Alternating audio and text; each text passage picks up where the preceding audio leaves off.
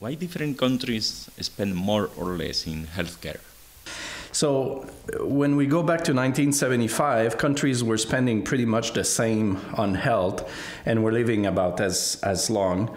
And when we look today, some countries are spending much more. In particular, the US is spending about 16% of GDP on health, while European countries less than 10%. So why are they spending more?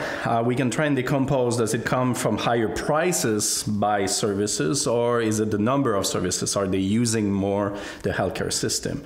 And our project basically comes down to the conclusion that it has a lot to do with prices, a lot to do with inefficiencies in the healthcare system in the US relative to Europe, and much less with quantity, where the number of services is probably even lower in the US than it is in Europe. So this is a pretty bad deal in terms of reaching good outcomes, and that's why we entitled our project Paying the Price. That is, you pay a high price for little increase in life expectancy. Mm-hmm.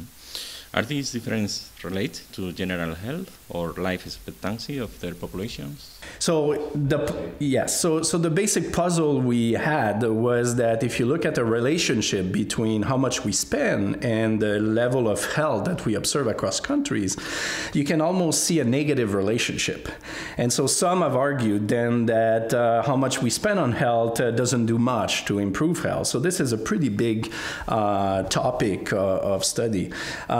Now, when you correct for differences in prices, you recover a very I would say intuitive relationship between our healthcare system and how long we live, and that extends to explain quite a bit why some countries, people in some countries are living longer than others. Now there are other factors that play a large role, but basically prices in some sense explain some of that negative relationship that we would observe normally.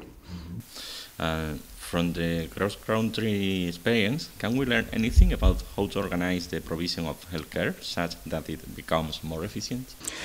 Clearly, we can look at countries where we reach both high outcomes for low cost, and typically what we find is that these countries will tend to have an integrated healthcare system where we don't make a distinction between payers, that is normally insurers or governments, and providers. So the more we integrate in some sense the system, the more we use technologies such as in some European countries information that flows well, such that we're able to reduce information problems in healthcare provision. Now this is a very old problem that goes back to the 1960s with Kenneth Arrow pointing out that healthcare is very different, and so the solutions are known. Now it's very often difficult to implement them in reality because of the political process.